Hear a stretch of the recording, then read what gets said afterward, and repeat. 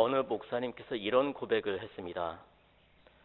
목회 사역의 성격상 나는 장례식에 참석해서 예배를 인도하고 유족들을 위로해야 할 때가 많이 있었습니다.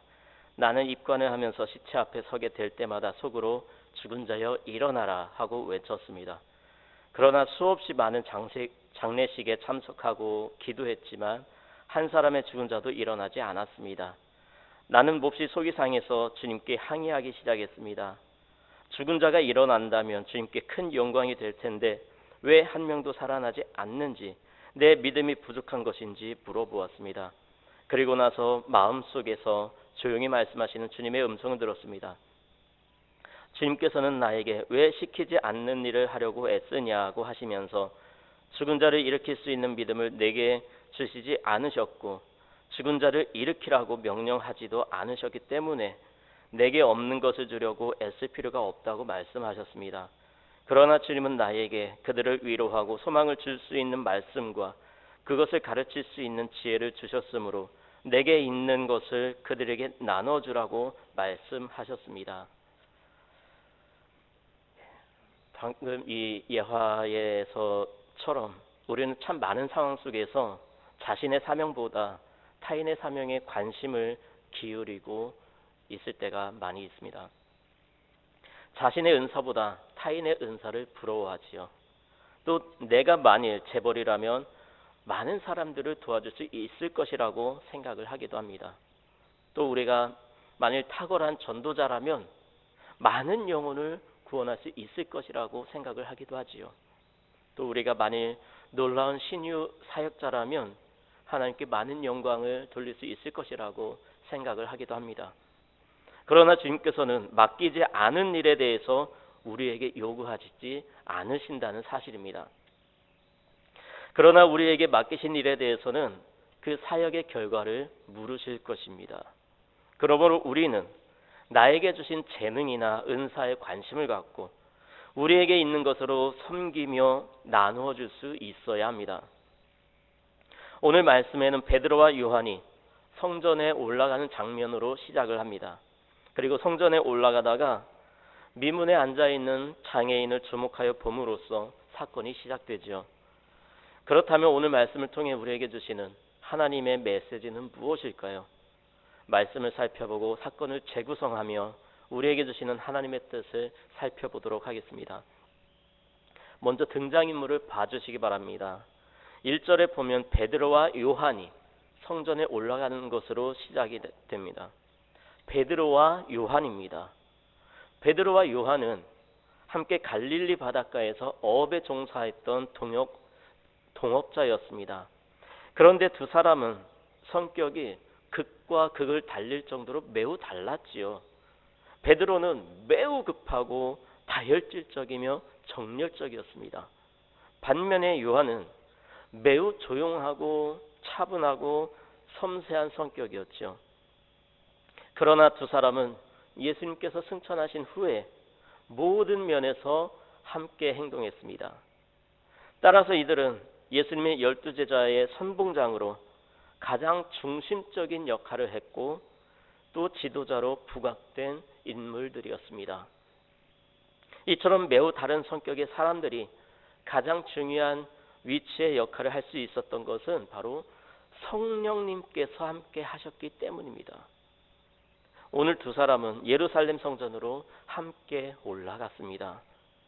제9시 기도 시간이 되어 올라간 것입니다.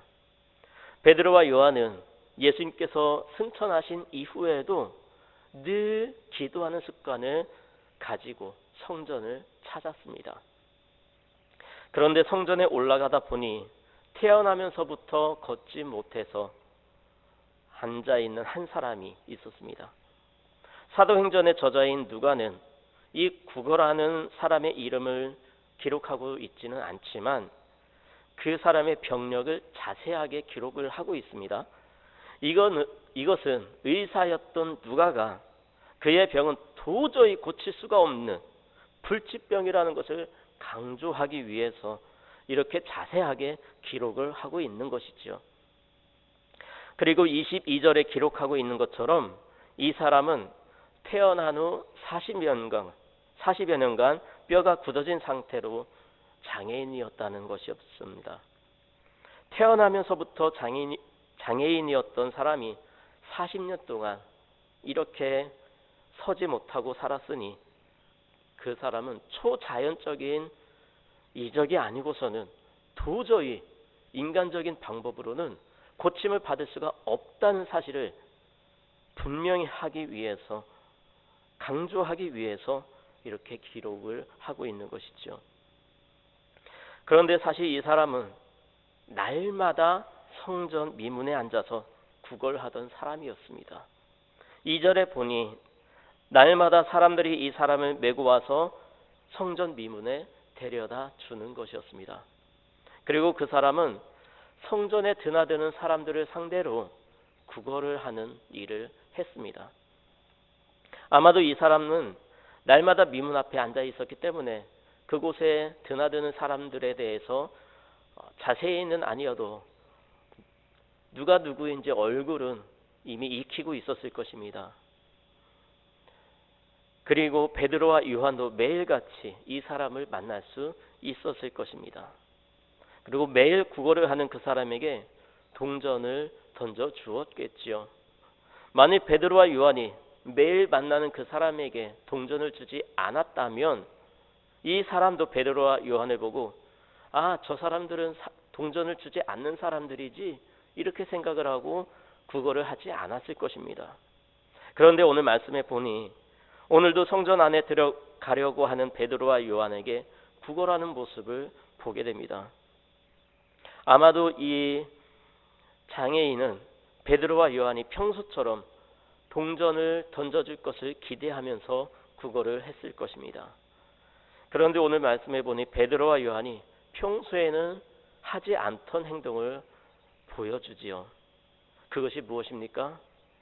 4절에 보니까요, 베드로와 요한이 그 구걸하는 사람을 주목하여 보았다라고 기록을 하고 있습니다. 그리고 구걸하던 그 사람에게 이렇게 말을 합니다. 우리를 보라. 평소에는 그저 동전을 던져주며 지나가던 사람들이 갑자기 자신을 보라고 하니 이 구걸하던 사람이 어떤 생각을 했을까요? 평소에는 받아보지 못한 엄청난 돈을 주려고 하는 것일까? 아니면 먹을 것을 주려는 것일까? 아니면 여기서 구걸하는 행위를 멈추라고 하고 이곳에서 쫓아내려고 하는 것은 아닐까? 아마도 구걸하던 사람은 많은 생각들을 하면서 기대 반, 불안한 마음 반으로 고개를 들고 베드로와 요한을 쳐다보았을 것입니다. 그런데 베드로가 이렇게 말을 합니다. 은과 금은 내게 없다. 이 말을 듣는 순간 구걸하던 사람이 어떤 마음이 들었을까요? 아마도 돈도 없으면서 왜 쳐다보래? 이런 생각을 하지 않았을까요? 순간적으로 실망했을지도 모르겠습니다. 그런데 베드로가 놀라운 말을 합니다. 내게 있는 것을 내게 주노니 나사렛 예수 그리스도의 이름으로 일어나 걸으라. 그러고는 구걸하던 사람의 손을 붙잡고 일으켜 세웠습니다. 그때 어떠한 일이 일어나죠? 평생 동안 일어나 걸어보지 못했던 이 사람이 발과 발목이 힘을 얻고 일어서서 걷기도 하고 뛰기도 하며 여기저기 돌아다니기 시작했습니다. 여기서 우리는 한 가지 생각해 볼 것이 있습니다. 그것은 바로 이 사람이 평소에 구걸하던 상황입니다. 다시 처음으로 돌아가 볼까요? 이 사람이 구걸하던 장소가 어디라고 했죠? 바로 성전 미문입니다. 이곳은 평소에도 많은 사람들이 드나드는 곳입니다. 얼마나 많은 사람들이 드나들었으면 이 사람이 여기에 와서 구걸을 했을까요? 유대교에서는 남을 구제하는 일이 매우 큰 덕목이라고 여겨졌습니다. 그러므로 성전에 올라오는 사람들은 거지들에게 동전을 던져줌으로써 하나님의 상급을 얻고자 했지요. 그래서 이것을 잘 아는 거지들은 성전이나 전각 입구에 앉아서 구걸하는 일이 많았습니다. 그러므로 거지들에게는 하나님께 예배드리러 나아가는 사람들을 만날 수 있는 성전 문 앞이야말로 동량을 받을 수 있는 최고의 장소였고, 더군다나 이곳 미문은 많은 사람들이 드나드는 곳이었기 때문에 성전으로 들어가는 모든 출입구 중에 최고의 장소였던 것이죠. 그런데 말이죠, 이곳 미문에 드나들었던 사람들은 과연 어떤 사람들이었을까요? 아마도 이 미문을 통해 많은 이스라엘 백성들이 드나들었을 것입니다. 외국인들도 드나들었을 것입니다. 그런데 문제는 당시 종교 지도자였던 제사장들이나 바리새인 혹은 서기관들도 이 문을 사용을 했다는 것입니다. 그렇다면 그 당시 종교 지도자들은 평소 자신들을 향해 구걸하는 이 장애인을 보고 무슨 생각을 했을까요?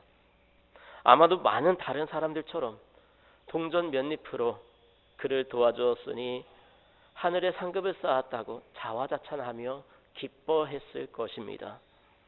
그러나 그들은 구걸하는 자에게 진짜로 필요한 것은 채워주지 못했습니다. 그 이유가 무엇일까요? 그들에게는 상급에만 관심이 있었지 구걸하는 그 사람의 영혼에는 관심이 없었기 때문입니다. 오늘 구걸하는 자가 앉아있는 곳이 어디라고 했지요? 바로 성전 미문입니다. 이곳을 미문이라고 부르는 이유는 외관상으로 장엄함과 화려함을 지녔기 때문입니다. 그런데 지금은 미문이 추측만 할 뿐 정확히 어떤 문인지 모릅니다. 아마도 이것은 그 당시 종교 지도자들의 영적으로 나태하고 능력 없는 모습을 보여주고 있는 구절이 아닐까 생각이 됩니다. 당시 종교 지도자들은 겉으로는 화려함으로 가득했습니다. 그들은 긴 옷을 입고 다녔으며 사람들이 많이 모이는 시장에서 문안받는 것을 즐겨했고 회당과 잔치의 높은 자리에 앉기를 원했습니다. 또한 사람들이 많이 지나다니는 거리에서 기도하기를 즐겨했고 금식할 때에는 얼굴을 흉하게 하기도 했습니다. 당시 종교 지도자들은 이처럼 화려하게 겉모습을 꾸미고 다녔습니다. 그러나 그들은 영적인 일에는 관심이 없었습니다. 이러한 그들의 영적인 상태를 화려한 미문 앞에 앉아있는 구걸하는 사람을 통해 여실히 보여주는 말씀이라고 여겨집니다. 오늘날에도 이와 같은 일들이 참 많이 일어나고 있죠. 많은 교회들이 어려운 이웃들을 돕는다고 약간의 재물을 가지고 쌀이나 라면 등을 구매해서 이웃들을 찾아다닙니다. 물론 이러한 일도 귀하고 소중한 일입니다. 그러나 정작 그들의 영혼에는 특별한 관심이 없습니다. 그저 세상에 자신들의 이름을 나타내기를 원하고 드러내는 일에만 관심이 있습니다. 자신을 위한 바벨탑을 쌓는 일에만 관심이 있습니다. 여러분, 우리는 하나님께서 진정으로 우리에게 원하시는 것이 무엇인지 알아야 합니다. 하나님께서 무엇에 관심을 갖고 계시는지, 하나님께서 진정으로 원하시는 일이 무엇인지 그 일에 관심을 가져야 합니다. 그것은 겉으로만 화려하게 치장된 우리의 겉모습이 아니라 한 영혼을 향한 마음입니다. 주님은 잃어버린 한 영혼을 찾기 위해 이 땅에 오셨습니다. 그리고 그렇게 찾은 바 된 사람들이 바로 저와 여러분들 아니겠습니까? 이제는 잃어버렸던 내가 주님께 찾은 바 되어 이 자리에 있는 것처럼 아직도 찾은 바 되지 못한 영혼들에게 관심을 갖고 그 영혼들을 하나님께로 인도하는 일에 관심을 가져야 합니다. 베드로와 요한은 미문 앞에 앉아서 구걸하던 사람에게 가장 필요한 것을 주었습니다. 구걸하는 사람은 자신의 신체 장애 때문에 일을 하지 못해서 물질을 구했지만 베드로와 요한은 그 사람에게 물질을 주지 않았습니다. 오히려 그 사람에게 더 필요한 것을 주었습니다. 그것이 무엇입니까? 바로 예수 그리스도의 이름에 의한 구원입니다. 아마도 이 구걸하는 사람은 성전 미문 앞에 앉아 있었기 때문에 성전에 들어가는 사람들의 뒷모습을 보며 나도 저곳에 들어갈 수 있었으면 하고 생각을 했을 것입니다. 성전에 들어가는 사람들이 무척이나 부러웠을 것입니다. 그러나 그는 한 번도 성전 안에 들어가 보지 못했습니다. 왜 그렇습니까? 그 당시는 사람에게 질병이나 장애가 있는 것은 그 사람의 부모나 그 사람 자신에게 죄가 있기 때문이다라고 생각을 했기 때문입니다. 그러므로 사람들은 태어나서 한 번도 걷지 못했던 이 사람을 죄인으로 생각했을 것입니다. 어쩌면 그 자신도 알지 못하는 죄가 있을 것이라고 생각했을지 모르겠습니다. 그래서 부정한 자신이 거룩한 성전에 들어간다는 것은 천부당 만부당한 일이라고 생각을 했을 것입니다. 그래서 성전 안에 들어가는 사람들의 뒷모습을 한없이 바라보며 부러워만 했을 것입니다. 그리고 자기 자신의 모습을 보며 하나님께 수도 없이 원망했을 것입니다. 그런데 그 당시 종교 지도자들을 비롯한 많은 이스라엘 백성들은 그렇게 구걸하는 사람을 향해 긍휼한 마음을 갖기는커녕 동전 몇 입 던져주는 것으로 기뻐했으니 그 사람은 얼마나 속으로 낙심하며 자신에게 실망했을까요? 하지만 먹고 살아야 하니 어쩔 수 없었습니다. 그 사람은 그냥 고개를 푹 숙인 채 그저 날마다 동냥을 할 수밖에 없었습니다. 이처럼 자신의 모습에 괴로워하며 세상과 하나님을 향해 원망만 하며 지냈을 그 사람에게 베드로와 요한이 주목하여 보고 그 사람에게 가장 필요한 것을 주었던 것이죠.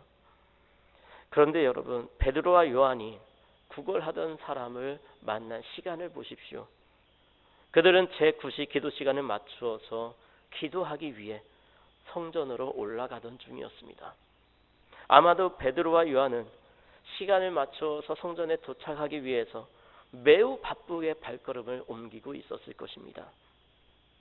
그런 상황 속에서도 그들은 성전 미문 앞에서 구걸하던 그 사람을 사랑의 마음을 가지고 관심 있게 주목하여 보았습니다.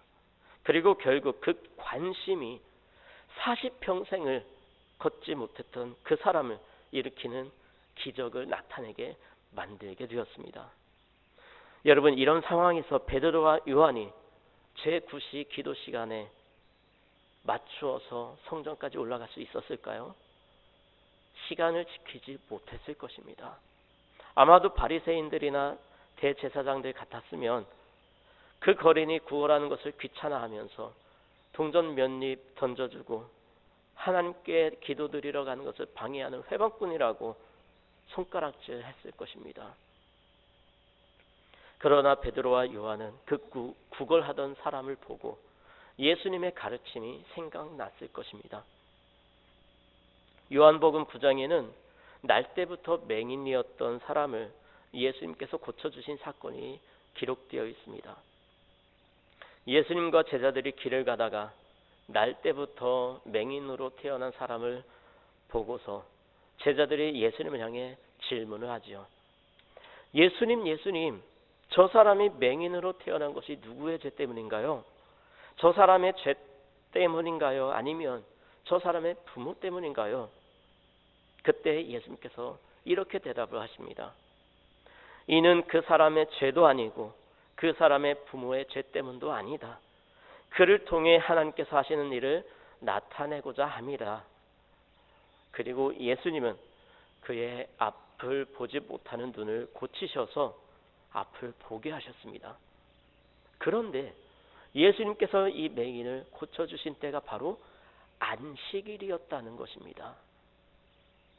아마도 베드로와 요한은 안식일에 맹인을 고쳐주셨던 그 일이 생각났을 것입니다. 그래서 예수님께서 하셨던 것처럼 비록 기도드려야 할 시간이 다가왔음에도 불구하고 그 구걸하던 사람을 지나치지 않고 그 사람을 주목하여 보게 된 것입니다.